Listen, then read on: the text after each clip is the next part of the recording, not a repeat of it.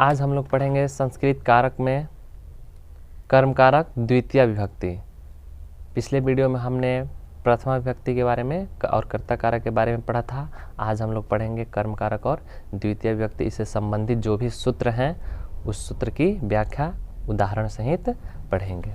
ठीक है, तो सबसे पहला हमारा सूत्र है कर्तुरी उपस्थितम कर्म। कर्तुरी उपस्थितम कर्म, इसी सूत्र को हम लोग दूसरे अन्य नाम से जानते हैं, जिसे कहते हैं अनुक्ते कर्मणि द्वितीया। अनुक्ते कर्मणि द्वितीया। ठीक है, तो इस सूत्र का व्याख्या होता है कर्ता अपनी क्रिया द्वारा जिसे सबसे अधिक चाहता है, कर्ता अपनी क्रिया द्वारा जिसे सबसे अधिक चाहता है उसे कर्म कारक कहते हैं तथा कर्म कारक में द्वितीय विभक्ति का प्रयोग होता है। ठीक है, कर्ता अपनी क्रिया द्वारा जिसे सबसे अधिक चाहता है उसे कर्म कारक कहते हैं तथा कर्म कारक में हमेशा द्वितीय विभक्ति का प्रयोग होता है। जैसे हम लोग एग्जाम्पल देखेंगे।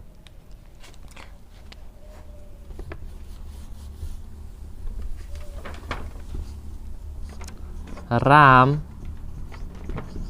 किताब पढ़ता है। राम किताब पढ़ता है। देखिए, राम यहाँ कर्ता है और पढ़ना क्रिया है, तो राम अपने पढ़ने की क्रिया द्वारा किताब को सबसे अधिक चाहता है। ठीक है, राम अपनी क्रिया यानी पढ़ना द्वारा सबसे अधिक किताब को चाहता है, अतः किताब यहाँ कर्म कारक हुआ तथा किताब में हम लोग द्वितीय विभक्ति का प्रयोग करेंगे। इसे हम लोग कैसे बनाएंगे, तो राम का हम लोग लिखेंगे राम, राम का रूप बालक पर चलाएंगे तो इसका हो जाएगा राम।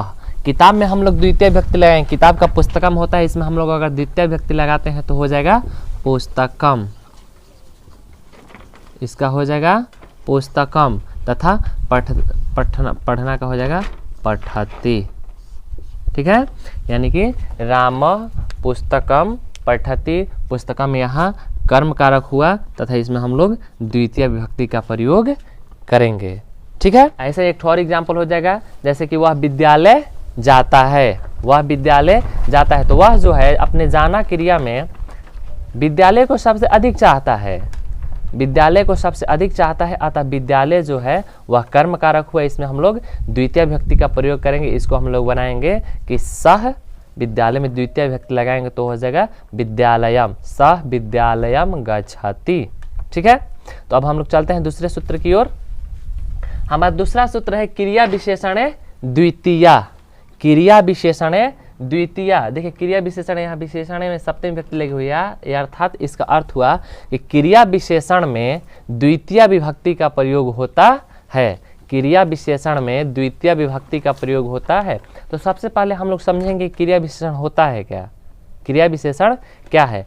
आप लोग विशेषण के बारे में पढ़े होंगे कि विशेषण किसे कहते हैं। जो शब्द संज्ञा या सर्वनाम की विशेषता बताता है उसे हम लोग विशेषण कहते हैं। जो शब्द संज्ञा और सर्वनाम की विशेषता बताता है उसे हम लोग विशेषण कहते हैं। जैसे काला घोड़ा, घोड़ा जो है संज्ञा है और काला जो है उसकी विशेषता बता रहा है कि घोड़ा जो है कैसा है, तो घोड़ा काला है, तो अर्थात काला घोड़ा में घोड़ा जो है वह आपका संज्ञा है। ठीक, तथा जो इसके आगे अगर हम लोग काला लगा देते हैं तो काला घोड़ा की विशेषता बता रहा है कि घोड़ा कैसा है, काला है, अर्थात यह विशेषण है। ठीक है, लेकिन यहाँ हम लोगों को पढ़ना है कि क्रिया विशेषण, अर्थात क्रिया विशेषण कहते हैं किसे, तो जो शब्द क्रिया की विशेषता बताए, जो शब्द क्रिया की विशेषता बताए उसे हम लोग क्रिया विशेषण कहते हैं। ठीक है, जैसे हम लोग एक एग्जाम्पल देखते हैं।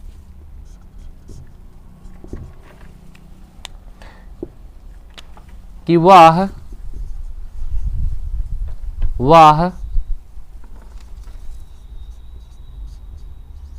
धीरे धीरे जाता है।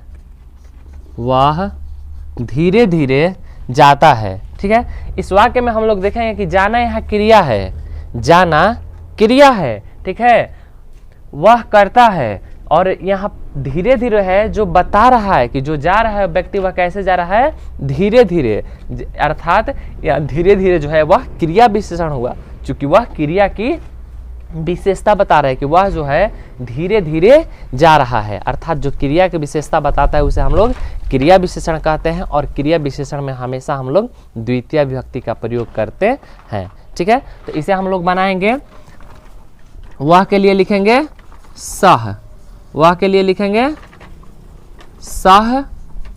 धीरे धीरे का होता है मंदम मंदम, धीरे धीरे का होता है मंदम मंदम, या इसका हम लोग सनह सनह भी लिख सकते हैं। तो सह मंदम मंदम गच्छति, सह मंदम मंदम गच्छति, अर्थात यहाँ धीरे धीरे है जो क्रिया विशेषण है, और इसमें हम लोग द्वितीय विभक्ति का प्रयोग करेंगे। ठीक है, इसका और सारा भी एग्जाम्पल हो सकता है, जैसे राम धीरे धीरे खाता है, तो इसको हम लोग बनाएंगे कि रामः मंदम मंदम खादति। ठीक है, हमारा सूत्र है प्रत्यानुधिक निक्सा अंतरा अंतरेण यावद भी। ठीक है, तो इस सूत्र की हम लोग व्याख्या करेंगे। देखिए इसमें बहुत सारे इस सूत्र में बहुत सारे शब्द छुपे हुए हैं। जैसे यहाँ पर देखिए, यहाँ पर संधि हुआ है प्रत्यानु, प्रत्यानु में संधि हुआ है प्रति प्लस अनु। ठीक है, तो यहाँ एक ठो शब्द है प्रति, यहाँ है अनु, यहाँ पर धिक है, यहाँ पर निक्सा और निक्सा, और यहाँ पर भी संधि हुआ है, यहाँ पर एक ठो शब्द छुपा हुआ है अंतरा, और यहाँ पर भी शब्द एक ठो छुपा हुआ है, यहाँ पर भी संधि हुआ है अंतरेण, यहाँ पर एक ठो शब्द है यावत। ठीक है, तो सबसे पहले इसके अंतर्गत जो भी शब्द छुपे हुए हैं उस शब्द को हम लोग लिखेंगे।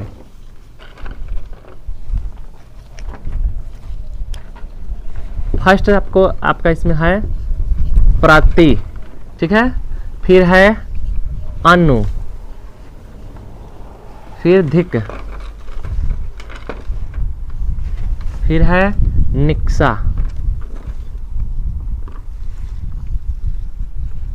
अंतरा, फिर है अंतरेण, और लास्ट है यावत। इन सब का अर्थ होता है, प्रति का अर्थ होता है और, प्रति का अर्थ होता है और, अनु का होता है पीछे, धिक का होता है धिक्कार, निक्सा का होता है निकट, अंतरा का होता है बीच में, अंतरेण का होता है वीणा,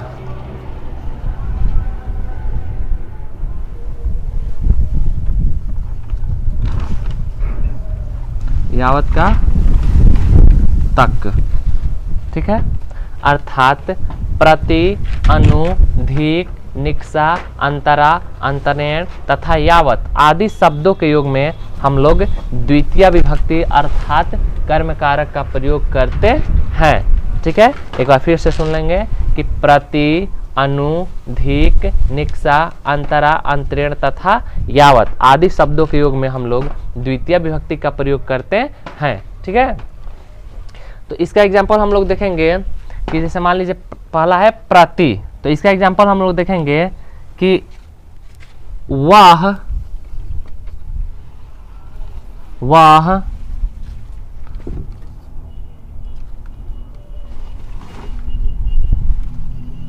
गांव की ओर जाता है, वह गांव की ओर जाता है। ठीक है, यहाँ पर देखिए की ओर लगा हुआ है, यहाँ पर और लगा हुआ है, जिसके लिए हम लोग प्रति का उपयोग करेंगे। तो सबसे पहले हम लोग देखेंगे कारक चिन्ह है जो किसके साथ लगा हुआ है, तो यहाँ पर कारक चिन्ह जो है गांव के साथ लगा हुआ है, अर्थात गांव में हम लोग द्वितीय विभक्ति का प्रयोग करेंगे, चूंकि इसके साथ गांव के साथ यहाँ पर और भी लगा हुआ है। ठीक है, तो इसको हम लोग बनाएंगे, वह के लिए लिखेंगे सह। ठीक है, गांव के साथ यहाँ पर की लगा हुआ है, गांव के साथ यहाँ पर की लगा हुआ है, तो की हम लोग जानते हैं कि यह षष्ठी विभक्ति अर्थात संबंध कारक का चिन्ह है का के की, लेकिन यहाँ पर की है अर्थात षष्ठी विभक्ति का चिन्ह है, फिर भी यहाँ इसके साथ और लगा हुआ है। तो हम लोग अभी सूत्र में पढ़े कि जहाँ शब्दों के साथ और का प्रयोग हो वहाँ हम लोग हमेशा द्वितीय विभक्ति का प्रयोग करते हैं, चाहे उसके साथ कोई भी कारक चिन्ह प्रयोग किया हुआ क्यों ना हो। ठीक है, तो इसको हम लोग बनाएंगे तो सह, गांव में हम लोग द्वितीय विभक्ति का प्रयोग करेंगे तो यह हो जाएगा ग्रामम, ग्रामम। और के लिए लिखेंगे प्रति, और जाता है क्या हो जाएगा गच्छति, यानी कि सह ग्रामम प्रति गच्छति, अर्थात ग्रामम में यहाँ द्वितीय विभक्ति का प्रयोग किया गया है। ठीक है, अब हम लोग नेक्स्ट एग्जाम्पल देखेंगे अनु। अनु का होता है पीछे, अनु का होता है पीछे। तो इसका एग्जाम्पल हम लोग देखेंगे कि मोहन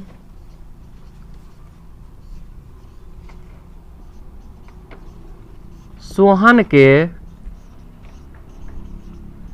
पीछे है, मोहन सोहन के पीछे है। इसका एग्जाम्पल हम लोग देखें अनु के लिए कि मोहन सोहन के पीछे है। ठीक है, तो यह पीछे का है अनु। ठीक है, और कारक चिन्ह जो है के सोहन के साथ लगा हुआ है। देखिए यहाँ पर के भी है जो षष्ठी व्यक्ति हुआ, के जो है षष्ठी व्यक्ति हुआ, लेकिन यहाँ पर पीछे लगा हुआ है तो हम लोग षष्ठी व्यक्ति का प्रयोग न करके यहाँ पर हम अनु अर्थात पीछे के लिए द्वितीय व्यक्ति का ही प्रयोग करेंगे। तो इसको हम लोग कैसे बनाएंगे, मोहन के लिए मोहन ही लिखेंगे चूंकि इसका रूप बालक पर चलेगा, तो मोहनः। अब सोहन में हम लोग द्वितीय व्यक्ति का प्रयोग करेंगे तो हो जाएगा सोहनम। पीछे के लिए लिखेंगे अनु, पीछे के लिए लिखेंगे अनु, और है के लिए अस्ति, है के लिए अस्ति। मोहना सोहनम अनु अस्ति। ठीक है, यहाँ पर हम लोग सोहनम को अंडरलाइन करेंगे चूंकि इसमें द्वितीय व्यक्ति का प्रयोग हुआ है। ठीक है, यहाँ पर एक बात ध्यान दीजिएगा, जैसे ये आपको पहले ही बता दिया गया है कि यहाँ देखिए जो ग्रामम म है, यहाँ पर म हलंत के लिए अनुस्वार का प्रयोग किया गया है और यहाँ पर म हलंत का म हलंत लिख दिया गया है। ठीक है, तो ये बात आप लोग पहले भी जान चुके हैं कि जब म हलंत के बाद अगर व्यंजन आए तो म हलंत का हम लोग अनुस्वार लगाते हैं, लेकिन अगर म हलंत के बाद स्वर आए तो म हलंत का म हलंत ही लिखते हैं। ठीक है, तो इस बात को आप लोग ध्यान दीजिएगा। ठीक है, तो वैसे ही बाकी सब जो है शब्द इसका आप लोग बना सकते हैं। जैसे पहला, इसके बाद वाला है धिक, धिक का होता है धिक्कार, जैसे कि राम पर धिक्कार है, राम पर धिक्कार है। तो पर जो है राम पर धिक्कार है,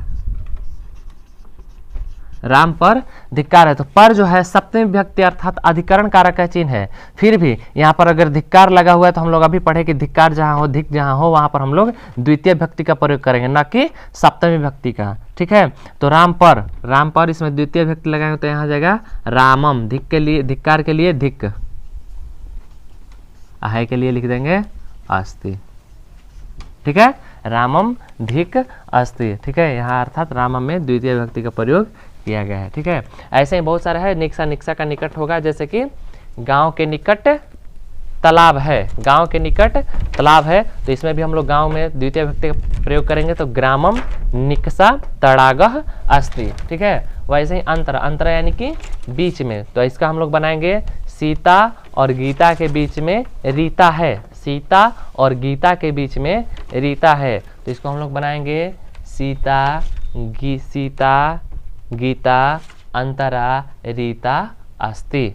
ठीक है, वैसे हम लोग अंतरेण, अंतरेण का होता है बिना, तो इसको हम लोग बनाएंगे जैसे कि एग्जाम्पल ज्ञान के बिना धन नहीं है, ज्ञान के बिना धन नहीं है, तो ज्ञानम बिना धनम न अस्ति। यावत, यावत इसका बनाएंगे, यावत का होता है तक, तो ऐसे इसका एग्जाम्पल हम लोग बनाएंगे कि गांव तक वृक्ष हैं, गांव तक वृक्ष है, तो ग्रामम यावत वृक्षा सन्ति। ठीक है, अब हम लोग चलते हैं नेक्स्ट सूत्र। नेक्स्ट सूत्र है हमारा उपान ध्वांग वसा। ठीक है, वसा, वस धातु है, इसका अर्थ होता है रहना। ठीक है, वस धातु है, इसका अर्थ होता है रहना। इस सूत्र का व्याख्या हुआ, इसमें भी देखिए 3 शब्द छुपे हुए हैं, यहाँ पर उप, अनु और अधि आंग।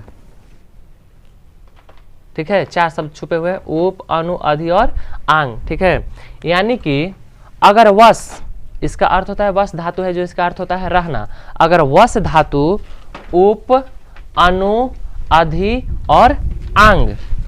वस धातु जो है उप, अनु, अधि, आंग। आंग इसका आ होता है, ठीक है। उप, अनु, अधि और आंग उपसर्ग से युक्त हो, ठीक है। यदि वस धातु उप, अनु, अधि और आंग उपसर्ग से युक्त हो तो क्रिया का जो आधार होता है वह अधिकरण कारक के बदले कर्म कारक हो जाता है, ठीक है। अधिकरण कारक वहां पर ना होकर कर्म कारक हो जाता है। जैसे हम लोग देखेंगे एग्जाम्पल, जैसे कि मैं घर में रहता हूं। मैं घर में रहता हूं। देखिए मैं जो है करता है, ठीक है, रहना है जो क्रिया है, ठीक है। तो यहाँ घर जो है आधार हुआ, क्रिया का आधार जो है घर हुआ, ठीक है। तो यहाँ पर मैं घर में रहता हूँ, ऐसा हम लोग पढ़े हैं कि क्रिया के आधार को अधिकरण कारक कहते हैं। क्रिया के आधार को अधिकरण कारक कहते हैं। अगर इसको हम लोग जनरली बनाते हैं कि मैं का अहम, मैं का अहम, घर में सप्तमी विभक्ति हुआ, इसमें हम लोग अगर सप्तमी विभक्ति लगाते हैं तो गृह हो जाएगा और रहना का वसामी। मैं के साथ आमी लगता है तो हो जाएगा वसामी। अगर ऐसे हम लोग बनाते हैं तो यह भी हमारा सही है। लेकिन हमने सूत्र में बताया कि आपको कि अगर वस धातु उप, अनु, अधि, आंग इन सब में से किसी एक से भी अगर उपसर्ग से युक्त हो जाए तो क्रिया का आधार जो है अधिकरण कारक ना होकर कर्म कारक हो जाता है। जैसे इसको हम लोग बनाएंगे अहम, ठीक है। अहम, रहना, वस धातु जो है इनमें से अगर किसी से भी युक्त हो जाए, जैसे कि मान लीजिए उपवासति या अनुवसति या अधिवसति या आवसति।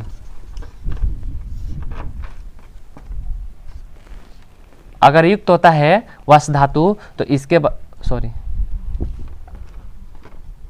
वसति ना होगा, चूंकि यहाँ मैं है तो इसका वसामी होगा।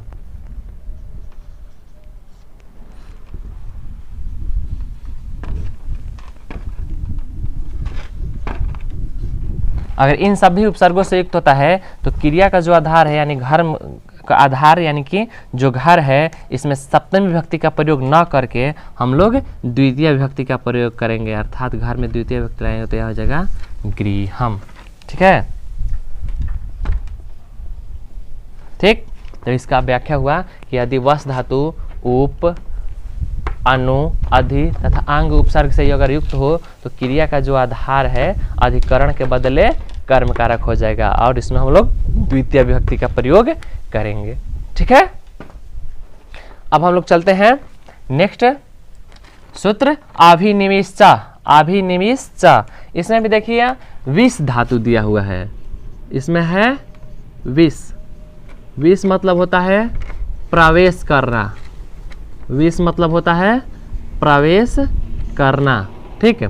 विष मतलब प्रवेश करना। इसमें भी वही बात है, ठीक है। इसमें भी देखिए दो शब्द लगे हुए, इसके साथ दो उपसर्ग युक्त हैं, अगर अभि और नी, अभि और नी, ठीक है। अगर विष धातु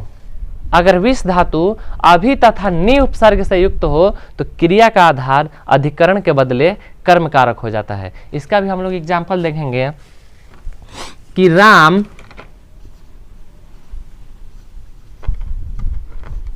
घर में प्रवेश करता है। राम घर में प्रवेश करता है, ठीक है। तो अगर ऐसे हम लोग इसको जनरली बनाएंगे तो ये बनेगा कि राम के लिए हम लोग राम लिखेंगे, बालक पर इसका रूप चलेगा, ठीक है। प्रवेश करना घर में, कारक चिन्ह घर के साथ लगा हुआ, इसमें में सप्तमी व्यक्ति के चिन्ह है। अगर इसमें सप्तमी लगाते हैं तो गृह है प्रवेश करने का, अगर विष धातु तो यानी विसति लिखे, विसति, राम गृह विसति, तो ये हमारा सही है। लेकिन अगर यहीं जो विष धातु है अभि तथा नी उपसर्ग से युक्त हो जाए तो यहाँ पर क्रिया का आधार अधिकरण कारक के बदले कर्म कारक हो जाएगा। जैसे इसको हम लोग बनाएंगे रामः, विष धातु को अभि तथा नी उपसर्ग से युक्त कर देंगे, अभिनिवेशति। तब हम लोग ये क्रिया का जो आधार है अधिकरण कारक ना होकर यहाँ पर कर्म कारक हो जाएगा। रामः गृहम अभिनिवेशति। यही हम लोग को ध्यान देना है कि अगर विश धातु में अभि तथा नि उपसर्ग नहीं लगाते हैं तो इसमें हम लोग सप्तमी विभक्ति का प्रयोग करेंगे, लेकिन अगर विश धातु में अभि तथा नि उपसर्ग का प्रयोग करते हैं तो हम लोग द्वितीय विभक्ति अर्थात कर्म कारक का प्रयोग करेंगे। जैसे हमने यहाँ पर देखा कि अगर वस धातु में हमने उप अनु आदि और आ उपसर्ग का प्रयोग नहीं किया तो इसमें हम लोगों ने सप्तमी विभक्ति का प्रयोग किया है, लेकिन अगर इसी वस धातु में हमने उप अनु अधि तथा आ उपसर्ग का प्रयोग किया है तो यहाँ हमने घर में द्वितीय विभक्ति यानी कि द्वितीय विभक्ति का प्रयोग किया है। ठीक है, अब हम लोग आगे चलते हैं। नेक्स्ट सूत्र काला ध्वनोरत्यंत संजोगे। काला ध्वनोरत्यंत संजोगे, इसमें हमने दो शब्दों का जिक्र करेंगे। इस सूत्र में हम लोग दो शब्द का जिक्र करेंगे कि काला ध्वनोरत्यंत संजोगे। ठीक है, अर्थात इसका व्याख्या होता है कि कालवाची तथा मार्गवाची शब्द में, कालवाची तथा मार्गवाची शब्द में, कालवाची यानी कि जो समय का बोध करे, मार्गवाची जो रास्ते का बोध करे, रास्ते की लंबाई के बारे में बताए। ठीक है, तो कालवाची तथा मार्गवाची शब्दों में संजोगे अर्थात अत्यंत संजोग निरंतरता का बोध होने पर लेकिन फल की प्राप्ति न हो। कालवाची तथा मार्गवाची शब्दों में अत्यंत संजोग अर्थात निरंतरता का बोध होने पर तथा फल की प्राप्ति न होने पर कालवाची तथा मार्गवाची शब्दों में हम लोग द्वितीय विभक्ति का प्रयोग करते हैं। ठीक है, ध्यान दीजिएगा कि कालवाची तथा मार्गवाची शब्दों में अत्यंत संजोग अर्थात निरंतरता का बोध होने पर तथा फल की प्राप्ति न होने पर कालवाची तथा मार्गवाची शब्दों में हम लोग द्वितीय विभक्ति का प्रयोग करेंगे। जैसे जैसे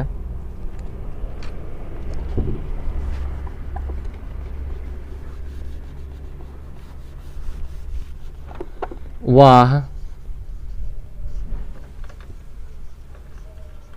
एक माह से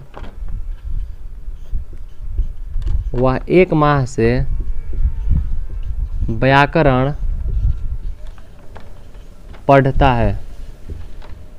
वह एक माह से व्याकरण पढ़ता है। जैसे इस वाक्य को देखने से हमें पता चलता है कि जो व्यक्ति है वह एक माह से व्याकरण पढ़ता है। ठीक है, इसमें निरंतरता है, कंटिन्यूटी है कि वह व्यक्ति जो है एक माह से व्याकरण पढ़ रहा है, लेकिन अभी तक इसमें हमने इसके फल की प्राप्ति नहीं किया कि वह जो व्यक्ति है एक माह में व्याकरण खत्म कर दिया। ठीक है, अर्थात यहाँ पर फल की प्राप्ति, यहाँ पर देखिए एक माह कालवाची शब्द है तथा यहाँ पर हम लोगों के फल की प्राप्ति नहीं हुई है। ठीक है, तो अतः यहाँ पर हमने पढ़ा कि कालवाची तथा मार्गवाची शब्दों में अत्यंत संयोग और निरंतरता का बोध न होने पर उसमें हम लोग द्वितीय विभक्ति का प्रयोग करेंगे। तो इसको हम लोग बनाएंगे, वाह के लिए लिखेंगे सह। सह एक माह के लिए हो जाएगा, माह का होता है मासम, मास तो हो जाएगा द्वितीय विभक्ति लगाने पर मासम, व्याकरण का व्याकरणम यानी कि व्याकरण को पढ़ता है तो पठति। सह मासम व्याकरणम पठति। ठीक है, तो मासम यानी कालवाची शब्द में यहाँ पर हम लोग द्वितीय विभक्ति का प्रयोग किए हैं। चूंकि यहाँ पर फल की प्राप्ति नहीं हुई, हमें यह पता नहीं चला है कि वह व्यक्ति जो है एक माह में व्याकरण को खत्म कर दिया है। ठीक है, इसका दूसरा, ये तो कालवाची हुआ। अब मार्गवाची का हम लोग प्रयोग करेंगे। तो मार्गवाची शब्द में हम लोग प्रयोग करेंगे कि जैसे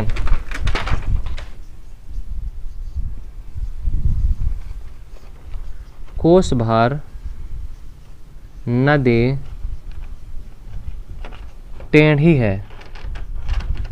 कोई व्यक्ति जो है वह रास्ते पर चल रहा है, वह रास्ते पर चलने के क्रम में देख रहा है कि एक नदी जो उसके मिलती है, वह नदी जो है अगर व्यक्ति एक कोस की दूरी तय करता है तो उसे वह नदी टेढ़ी दिखाई पड़ती है, लेकिन उसके बाद उसे पता नहीं कि उसके बाद जाने पर नदी टेढ़ी है या सीधी है। ठीक है, अर्थात यहाँ पर भी हमें फल की प्राप्ति नहीं हो रही है और यहाँ पर मार्गवाची शब्द है, अर्थात यहाँ हम लोग द्वितीय विभक्ति का प्रयोग करेंगे। ठीक है, तो इसको हम लोग बनाएंगे। तो कोस का होता है क्रोशम, कोस का होता है क्रोशम।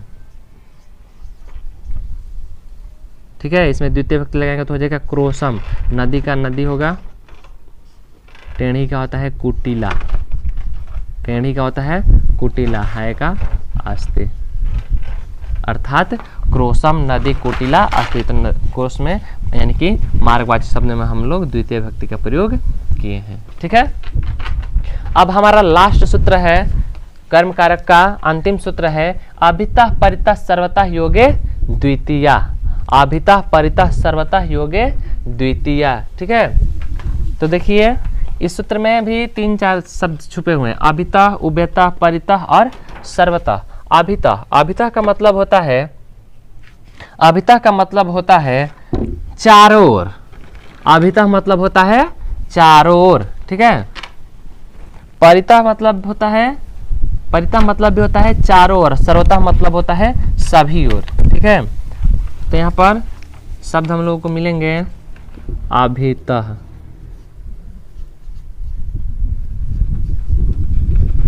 अभितः इसका होता है चारों ओर,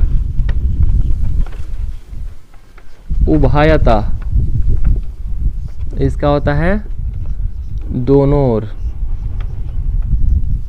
दोनों ओर, परितः इसका भी होता है चारों ओर, और एक बचा सर्वतः, इसका होता है सभी ओर। अर्थात अभितः, उभयतः, परितः, सर्वतः इन सभी शब्दों के योग में हम लोग हमेशा द्वितीय विभक्ति का प्रयोग करते हैं। ठीक है, जैसे हम लोग देखेंगे एग्जाम्पल इसका कि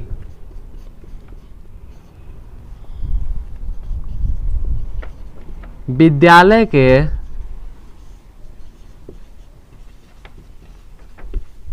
चारों ओर, विद्यालय के चारों ओर वृक्ष हैं,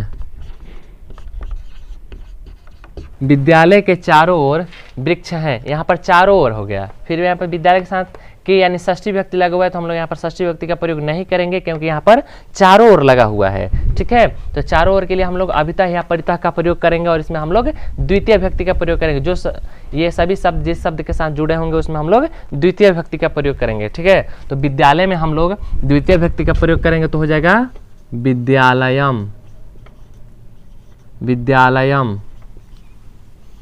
ठीक है, चारों ओर के लिए हम लोग अभितः या परितः का प्रयोग करेंगे। अब बहुत सारे वृक्ष हैं, इसके लिए वृक्षा, है के लिए सन्ति, विद्यालयम अभितः या परितः वृक्षा सन्ति। ठीक है, ये इसका और भी एग्जाम्पल हो सकता है कि गांव के चारों ओर वृक्ष हैं तो ग्रामम अभितः या परितः वृक्षा सन्ति। ठीक है, और दोनों ओर, ठीक है, इसका होगा दोनों ओर, तो इसका बनाएंगे हम लोग सड़क के दोनों ओर खेत हैं, सड़क के दोनों ओर खेत हैं। तो सड़क का होता है मार्ग, इसमें भी देखिए दोनों ओर लगा हुआ है, तो दोनों ओर के लिए हम लोग इसमें उभयता का प्रयोग करेंगे और द्वितीय विभक्ति लगाएंगे। ठीक है, तो सड़क के दोनों ओर, तो सड़क का होता है मार्ग, तो हो जाएगा मार्गम, हो जाएगा मार्गम, मार्गम। दोनों ओर का उभयतः, दोनों ओर का उभयतः, खेत है, खेत का होता है क्षेत्र, क्षेत्र, क्षेत्र होता है तो हो जाएगा क्षेत्राणी, बहुवचन में होगा, इसका रूप फल में चलेगा तो हो जाएगा क्षेत्राणी, है के लिए सन्ति, बहुवचन है। ठीक है, तो यहाँ हमने ऊपर वाले में विद्यालय में अभितः अपरितः के लिए विद्यालय में द्वितीय विभक्ति और यहाँ पर सड़क अर्थात मार्ग के लिए यहाँ पर उभयतः यानी दोनों ओर के लिए मार्ग में द्वितीय विभक्ति का प्रयोग किया, और एक बचता है सभी ओर। ठीक है, सभी ओर, इसका हो जाएगा, इसका भी आप लोग बना सकते हैं कि गांव के सभी ओर वृक्ष हैं, गांव के सभी ओर वृक्ष हैं, तो ग्रामम सर्वतः वृक्षाः सन्ति, ग्रामम सर्वतः वृक्षाः सन्ति। तो ये हमारा कर्म कारक द्वितीय विभक्ति खत्म हुआ। ठीक है, वीडियो के साथ साथ आप लोगों को आपका नोट्स मिल जाएगा जिसे आप लोग